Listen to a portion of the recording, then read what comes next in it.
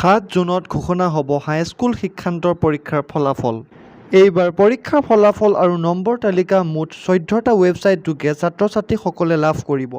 7 জুনৰ পুৱাৰ 10 বজাৰ পৰা ছাত্ৰ-ছাত্ৰীসকলে তেওঁলোকৰ নম্বৰ তালিকা ডাউনলোড কৰি ল'ব পাৰিব।